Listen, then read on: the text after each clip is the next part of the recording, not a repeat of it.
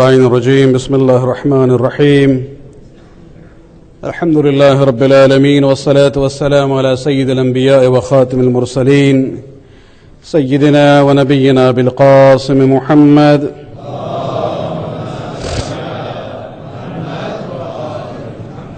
وعلى أهل بيته الطيبين الطاهرين المعصومين واللعنة الدائمة الباقية على أعدائهم من الآن إلى قيام يوم الدين.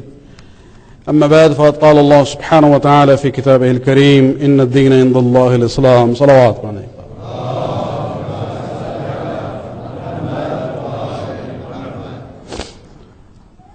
Allah subhanahu wa ta'ala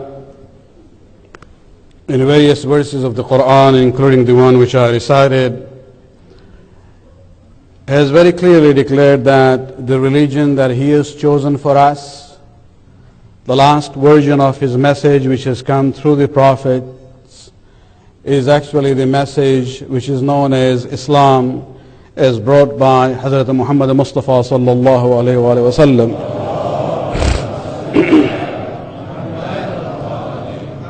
This is the last message, and the Quran is the last revelation. And so there is no book going to come, and no new Nabi or Rasul is going to come. Whatever we have, even though centuries have passed, Islam believes that it has inside its own system, not a Sharia. It has this dynamic nature where it can deal with the changing times that we go through. I would like to talk about this issue, which actually it's an interesting week for me.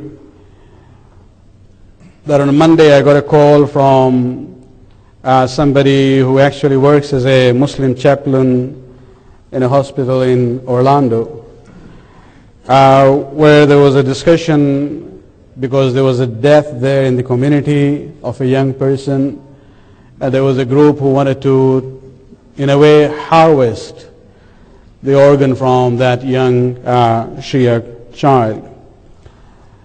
And then today I received a call from New York, a similar situation facing a Shia family there. Of course, it wasn't a child's case. And between that Monday and Thursday, in the last 2 days, we had this high-profile case in Toronto Sick Children Hospital of the baby known as Kelly, a 2-month-old baby, where the parents had decided that, if she does not survive after the life support has been taken from her, they would like to donate the heart for another child.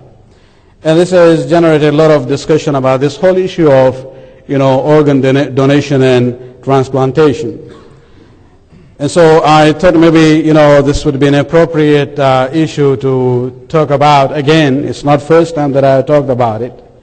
But looking at this, frequency of questions, this same 1 week, and this case in Toronto, I was just thinking maybe I should be keeping a logbook of the questions I receive by telephone, because I sometimes hear people wonder, Maulana Rizvi kya karte hain?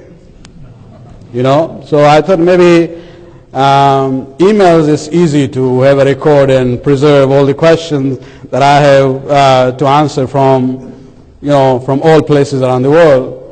But even telephones are, it's a very important way of being in touch as far as the Masail are concerned. So I was thinking maybe I should be keeping a log, but for that I would need a secretary to be with me all the time anyway.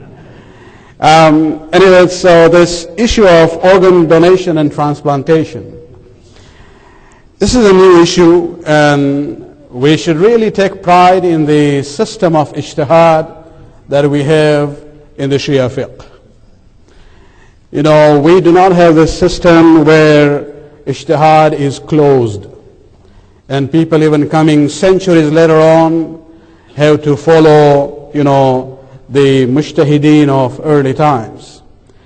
And that's where you see that many of the masail, we are told that when you become a baligh, it is important for you to, the starting of taqleed should be of a mujtahid who is alive during your own time.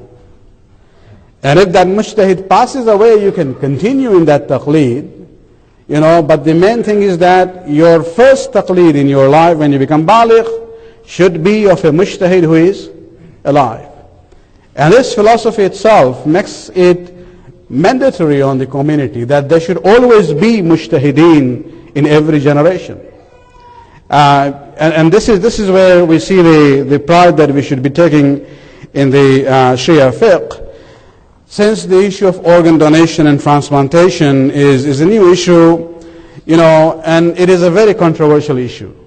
Because from the Islamic point of view, when we talk about human body, especially, what happens after death, everything that we do is governed by divine laws. There are limitations on what we can do with our body. We don't believe in that slogan of, my body, my business, or the other way around. No, it's my body, but it's Allah's business. He's the one who has the right to say, you use it this way, or you don't use it the other way. And so when we look at it, we realize that, this becomes a very important issue, especially when we talk about what happens to a Muslim's body when a person dies. How do you dispose the body of a Muslim? And the main thing in Islam is that the body of a Muslim has its own hurmat. It is sacrosanct in that way. It has to be respected, and it has to be disposed of in a dignified manner. And therefore you will see in Islam the emphasis is burial. There is no option of cremation at all. Even if you look at the Quran, you will see the first death in human history. When Qabil killed his brother Habil, you will see the beautiful story there. That after Qabil had killed his brother, he didn't know. This was an unprecedented event for them. What do I do with this body? And that is where you see the story of Allah sending two crows who fight with one another. One is killed, and one crow then basically covers the body of the dead one with earth. And so we see this concept of burial as part of the early stage of human history. And this is continued in Islam till our own time. Now our mujtahideen, when they look at the Quran and the Sunnah of the Ma'asumeen, from the Quran and the Sunnah of the Ma'asumeen, they basically not only look at issues and come up with conclusions, but they also have devised a mechanism. That's what is known as ijtihad. There are certain guiding principles which basically guide the mujtahideen in various situations. There are some guiding principles known as, or governing principles known as al-qawa'id al-hakima. That when you are in this situation, when you are stuck in a contradiction or in a situation of no-win situation, what do we do? Then there are certain overriding principles which a mujtahid would use in order to deal with that problem. Just one example, although organ donation is a new modern thing, but even in our hadith, we have some indication of a kind of transplantation which is allowed. For example, there is a narration we have from Zurara bin Ayun, a very famous Sahabi of the sixth Imam, where he says that I was with my father in the presence of Imam Ja'far as-Sadiq alayhi salatu wassalam, where he says that my father asked the Imam a question, عن الرجل سقط سنه, a person whose tooth had fallen, and he was missing a tooth. And then فأخذ سن إنسان ميت, then he found, it's not a situation where they extracted the tooth, but we found the tooth of a person who had died. And then he basically fixed it in his own gums. How he did it those days, we don't know. And so the question was, is this person, is his namaz okay with that tooth which doesn't originally come from himself? It's transplanted from some other human being who had died. And Imam says, La bas, there is no problem in his namaz with that tooth which comes from somebody else. And so we have examples even in those days, which give an indication to a mujtahideen how to deal with these modern issues. Now, when we talk about the issue of, organ donation, there are two different circumstances, and both are very different from one another. Let's hear salawat, please, before I continue.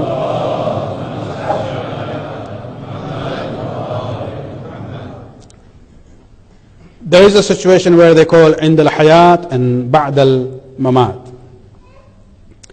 The lifetime situation and after death. When it comes to a situation where a living person wants to donate an organ to another person, is that permissible or not? Basically what we see is that, people like the late Ayatollah Khoei had divided his ruling on this issue, and he had basically, his opinion was that when it comes to a minor organ, you're allowed to donate it while you're alive, but when it comes to a major organ, you're not allowed to do that. But that distinction, now how do you, separate one from the other? One way of understanding that would be that, minor organ means those organs which can regenerate by itself. So you're talking about blood, bone marrow, skin, and things like that. So on that there would be no problem at all. But when it came to major organs, there was a problem. Although I remember during the time when Ayatollah Khoei was alive, I had sent a question on this issue, specifically talking about a scenario where a brother, both the kidneys has failed, and the other brother is willing to donate. He said in that specific case, there wouldn't be a problem. And so it seems there was, the window of expanding this concept was there. And so then you see the next generation of mujtahideen, Ayatollah Sistani, as well as Ayatollah Nasir Makarim Shirazi, as well as Ayatollah Khamenei. All of them actually say they do not differentiate between minor and major organs. Basically what they say that when you are alive, you are allowed to donate your own organ while you are alive for a living person, provided you are not seriously handicapped yourself.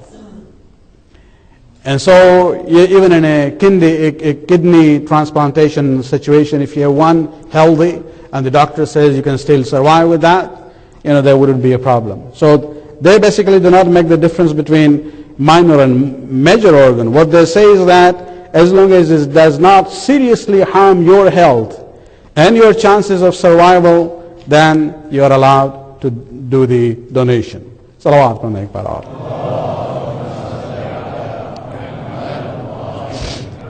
This is easy, but the more difficult is the one after death. Can you make a will to say that, after I die, my heart or kidney or liver, be given to somebody who needs? And that's where we see this issue of the hurmat that Islam emphasizes, puts on the mayyit of a Muslim. Because the body of a Muslim has its own, sanctity. And even the issue is that even we ourselves, what is the limit of our authority on our own body? When I write a will, what are the things that I can write? Yes, we have a right to make the choice where I want to be buried. I've made the arrangements, and put the money for there, for all the expenses. All these things can be done. But beyond that, when it comes to your own body, can you say that, okay, certain parts of the body be given to somebody else? And this is where the issue, comes up, that what are the the limits that we have in deciding about our own body after we die. And there you will see that, what is known as hukm awwali. When a mujtahid looks at an issue, there is a concept of hukm awwali and then hukm sanawi. Hukm awwali means the initial response, which is based on the clear sources which are there in the Quran and the Sunnah of the Ma'asumeen. And so if you put this question that while we have a Muslim body, are we allowed to cut, to take an organ out of it? The initial response would be no.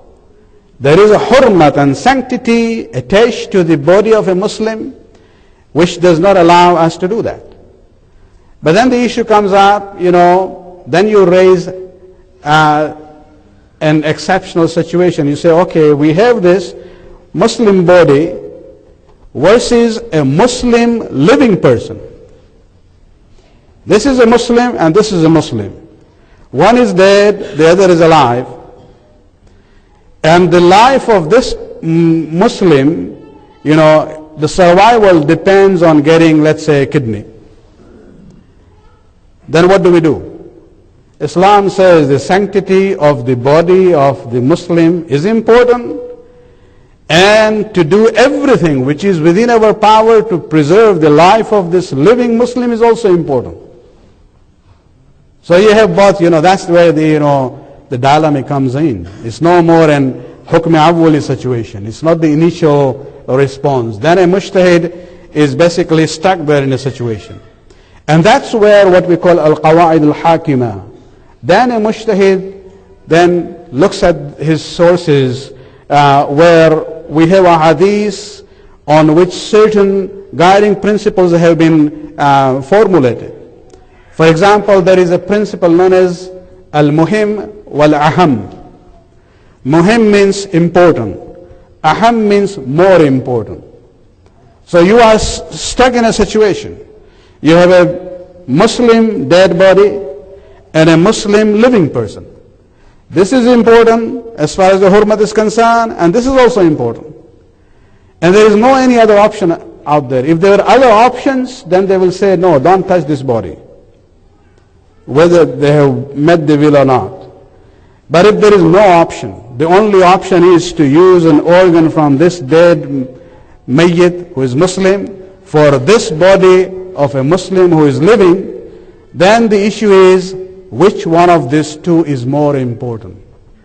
And that is where the mujtahid will then give the verdict known as hukm thanawi.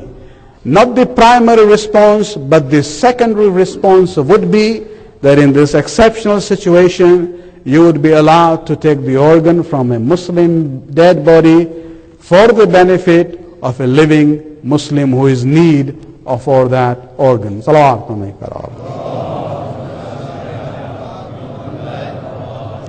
Now this is just the way this issue is dealt with in ijtihad. And you will see that depending on the sensitivities of issues and how importance you give to one issue compared to the other, the fatwa would differ. And you had three opinions on this issue. What I mentioned earlier was just how these decisions are reached to. For example, on one hand you have the late Ayatollah Khoui, whose opinion was much more liberal on this issue. He believed that if a person makes a will in his wasiyyat, writes it down very clearly that after I die, my organ be donated, then, Ayatollah Khoui said, provided it was very clearly expressed in the will of that deceased, that would be allowed. This is one opinion. The opposite is two of his students. This is where you say ijtihad, it has its own beauty. It's not that, you just go with the teacher's opinion. You can have your own, ijtihad. Two of the students of Ayatollah Khoui, Ayatollah Sistani, as well as the marhum Ayatollah Jawad Tabrizi, both of them disagreed with their teacher. They said it doesn't matter whether you write a will or not, your authority on your own body does not extend to the point of saying that your organs be donated. So they look at the issue of, what right do you have after you die on your own body? You have a right to specify where you will be buried, who will recite namaz janazah, who will do the ghusl, but not when it comes to the issue of saying my organs be given. They said that wasiyat will not be valid. Because they look at the issue of the extent of the authority of a person over his or her body. And so you have Agha Khoy on one side, and then you have his two students, Ayatollah Sistani and Jawad Tabrizi, marhum, on the other side. And then you have Ayatollah Khamenei in between, who says that you have to maintain the sanctity of the body of a Muslim. If there is a will there and you would like to take the organ, if the process is not in such a way that it looks like the body has been mutilated, then it's permissible, otherwise it's not. So he's somewhere in between. And the conclusion of his opinion would be that if internal organs are taken, it's okay. But if external organs are taken, then it would look like a mutilated body, and that is not acceptable as far as the body of a Muslim is concerned. So you have the variety of opinions on this issue, and you understand that this is all hukm thanawi, not hukm awwali. Salawat alayhi.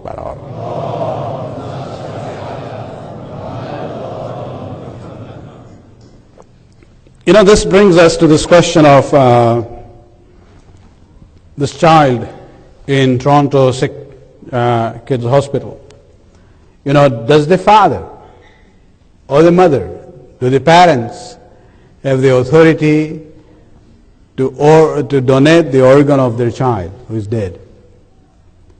It's a very crucial issue, and again you will see the same kind of opinions there. Because people like Ayatollah Khoy and Agha Sistani on this issue, Agha Khoy agreed about the person himself, but when it came to others who are under your authority, Agha Khoy and Agha Sistani both say that you, even as a parent, do not have the authority to allow the organ of your child be donated to someone else. But then on the other side you have Ayatollah Khamenei and Nasir Makarim Shirazi. They say that, consent of the wali of the mayyit, the heir of the mayyit, is sufficient to take the organ of a child from the body to be donated to another child. And so these are very, difficult issues that they have to deal with. And it depends on, what is the level of sensitivity on which side they are looking at the issue. And these are all, as I said, hukm thanawi. Because hukm awwali, the primary conclusion is very clear, that the mayyit of a Muslim has its own hurmat, and it has to be maintained. Salawat alayhi.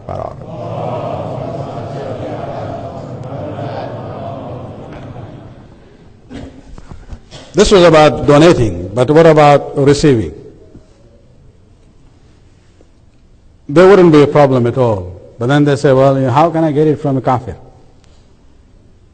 It's najis. What about the body, the blood which is inside your body? Is it pak or najis? Huh? It is najis, isn't it? So what is the worry about it? The issue is very simple. Even if you're getting it, not only we're not talking about kafir. Even if nowadays they are even talking about transplanting baboon or pig's heart for human beings. And whether that is acceptable or not, it is acceptable from the Shi'i fiqhi point of view.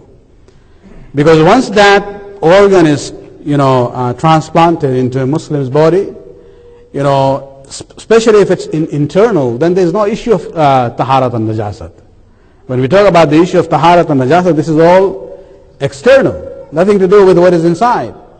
So if somebody gets an organ inside which is from a non-Muslim or from an animal, even ayn najis, like pig, it doesn't really matter whether it is pak or najis.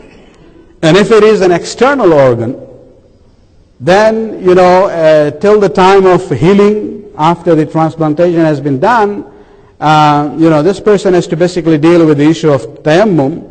But once it is healed, technically it is known as the organ of that person.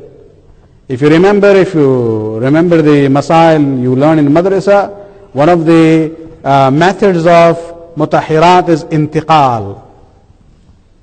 Intiqal means transfer of something from one entity to another.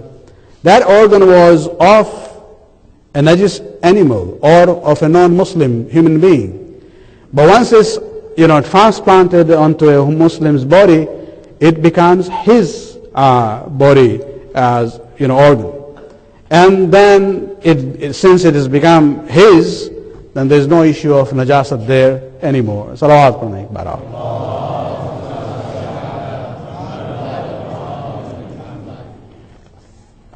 I didn't see what time I sat down on the mimbar, but anyway, tomorrow is holiday, so I don't have to worry about it. When we look at this issue of organ donation, many people, become very passionate about this issue. They say, why can't we just have a simple answer that yes, it is allowed? They become very generous on this issue. And I just would like to connect that. The issue of cutting up a human body and cutting the organs and giving to somebody else, by the looks of it, it looks very messy. And even a kind of mutilation of the body is taking place. But still, we in our mind are accepting it because we are looking at the benefit at the end.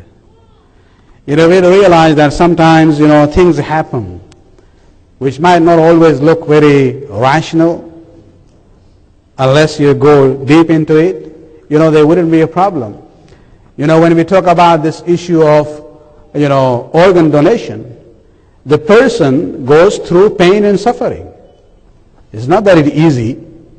Of course they survive, otherwise, it will not be allowed. But they go through pain and suffering. Medications are given, to relieve them of the suffering. Just think about it and extend that to this whole issue of azadari of Imam Hussain alayhi salam.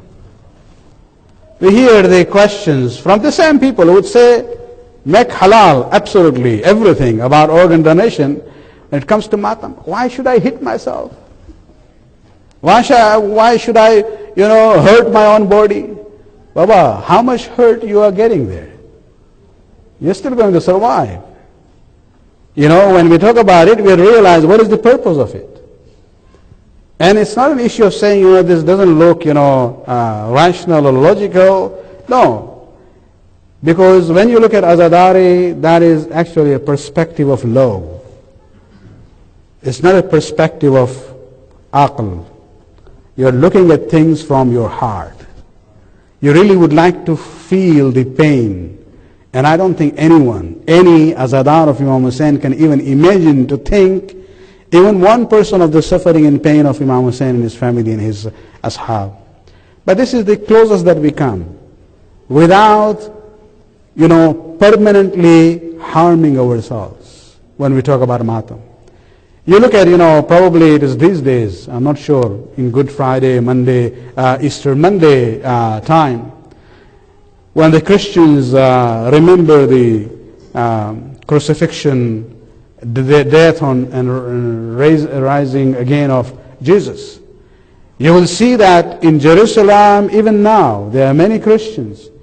In order to feel the suffering of Jesus, they actually carry the cross, all the way from the point he was asked to carry to the point he was crucified. So they would like to relate to that concept of suffering that they know in their own history.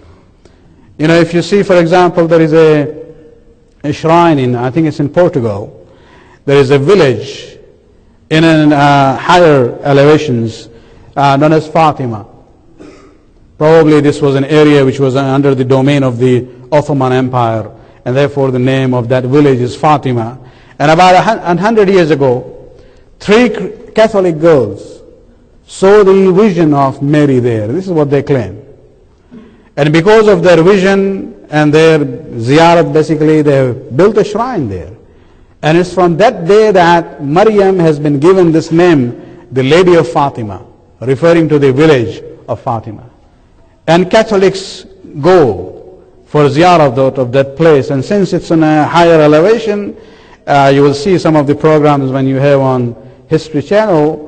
Many of them actually had done nazr, that we will go from down up there on these steps made of stones on our knees. And even though it's bleeding and bruised, they still go through. And actually they have up there, when you reach there, there is a table with a couple of nurses sitting with bandage there, because many of these people come that way. Nobody says, look at these crazy people. Everybody look at their devotion. So when we talk about this issue of, matam, for example, why we are doing it? It's not done in a way which is permanently going to harm. That is actually just a concept where we see that, okay, to that extent, just to bring ourselves closer to the suffering of Karbala, we are doing this expression of mourn and the patient play in that way to, emotionally feel ourselves closer to the Shuhada of Karbala, alayhim salatu wassalam. Salawat alayhi wa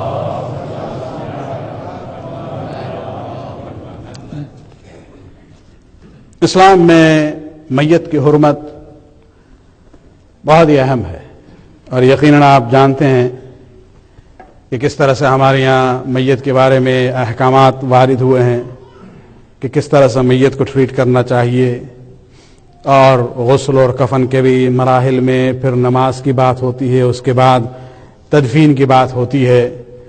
اس لیے کہ اسلام emphasize کرتا ہے کہ مومن کا آخری حق یہی ہوتا ہے کہ جو اس کی آخری منزل جو ہے دنیا کی، اس میں ہم اپنے اس فریضے کو انجام دیں جہاں ہمیں اس کا احترام کرنا ہے.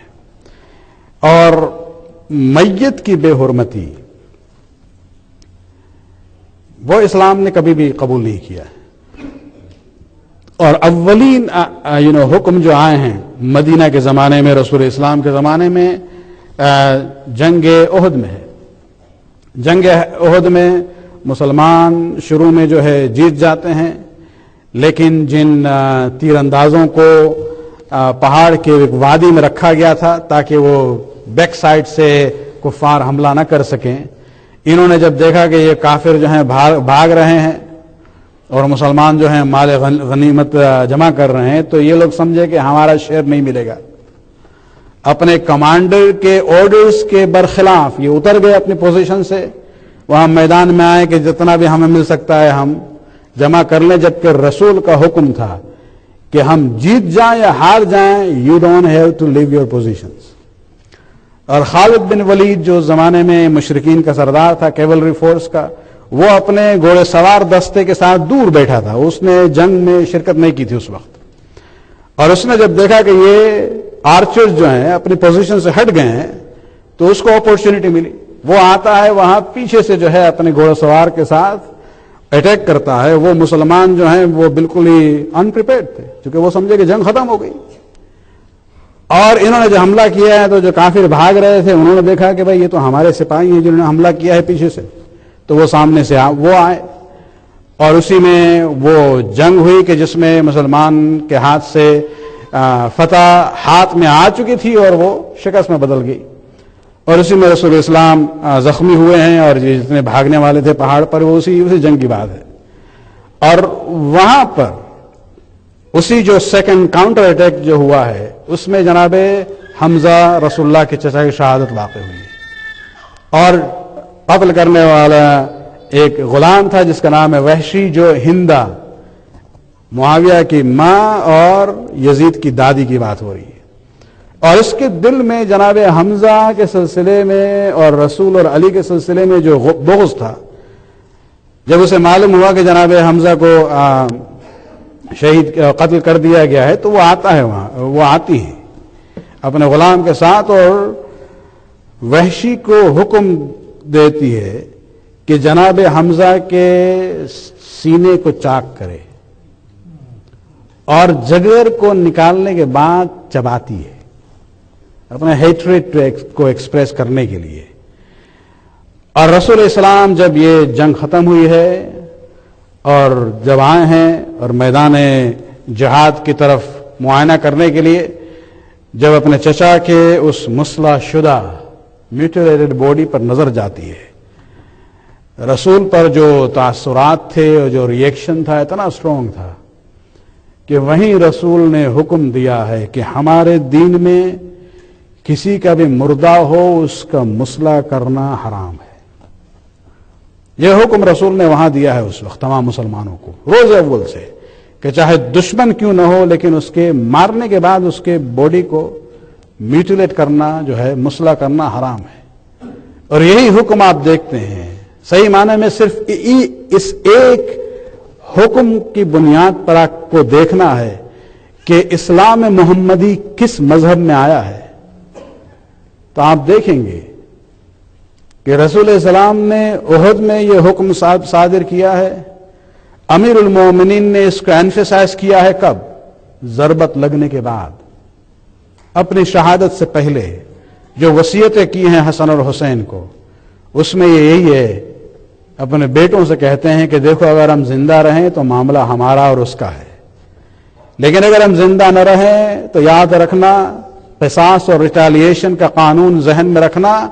ضربتن بضربتن، اس نے ایک ضربت لگائی تھی، تم قصاص میں صرف ایک ضربت لگا سکتے ہو. لیکن اس کے بعد علی نے ایک حکم دیا ہے کہ دیکھو ولا تمثل بالرجل، پھر اس کے بعد اس کے جسم کی بے حرمتی مت کرنا، مسلح مت کرنا، میوٹیلیٹ نہ کرنا، اس لیے کہ ہم نے تمہارے نانا سے یہ حکم سنا ہے. اسی جملے کی طرف اشارہ کیا ہے جو عہد میں ہے. تو آپ یہ کنٹینیوٹی دیکھیں اس ویلیوز اور اقدار اور معیار جو رسول اسلام لے کے آئے تھے. لیکن رسول کے 50 سال کے بعد کربلا میں کیا ہوا؟ اور اسی لیے ہم کہتے ہیں اگر حق اور باطل کو سمجھنا ہو کہ یہ سمپل مثال ہے کہ رسول نے کیا کہا تھا، علی کی آخری وصیت میں کیا کہا جا رہا ہے، اور کربلا میں کیا ہوا ہے. کربلا میں یہ کافر نہیں تھے، یہ وہ تھے جو اپنے کو مسلمان کہتے تھے، یہ وہ تھے جو لا الہ الا اللہ کے ساتھ محمد رسول اللہ بھی پڑھتے تھے. اور انہوں نے جنگ کی ہے، جنگ کی ہے، جہاں جنگ ہوتی ہے قتل ہوتے ہیں، قتل کرنے کے بعد سلسلہ ختم ہو جانا چاہیے تھا، لیکن ان میں ذرہ برابر بھی انسانیت نہیں تھی. مسلمان تو بہت دور کی بات ہے، اسلام تو بہت دور کی بات ہے، انسانیت کا جذبہ بھی نہیں تھا. اگر آپ امام حسین علیہ السلام کے لاشے کو دیکھیں، جناب زینب کی کیا کیفیت رہی ہوگی جب انہوں نے دیکھا ہے کہ جب ان کے سامنے جو ہے لوگ آتے ہیں، پہلے لباس کو سلب کر لیا جاتا ہے، اس کے بعد ایک ملعون آگے بڑھتا ہے جس کی نظر جو ہے امام کی انگوٹھی پہ جاتی ہے.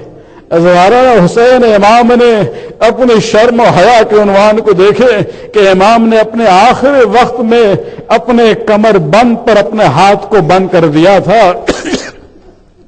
وہ ملعون کے نظر جاتی ہے اس انگوٹھی کی طرف، اور اس نے کوشش کی نکالنے کے لیے، دیکھا کہ مولا کا ہاتھ بند ہے تو وہ ملعون جو ہے خنجر نکالتا ہے اور امام کے ہاتھوں اور انگلیوں کو شہید کرتا ہے تاکہ انگوٹھی مل سکے. اس نے سوچا نہیں کہ یہ کس کا ہاتھ ہے، یہ نواز رسول کا لاشا ہے. اور آخر میں وہ منظر آتا ہے کہ عمر ابن سعد نے حکم دیا کہ ہمیں والنٹیر گھوڑے سوار چاہیے.